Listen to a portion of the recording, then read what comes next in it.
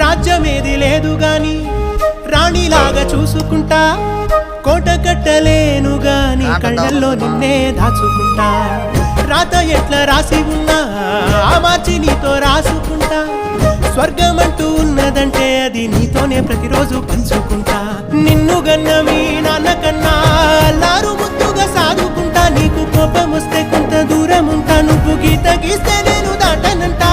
కంట నీరు కంటి రెప్ప దాటకుండా కాటుకై కావలుంటా.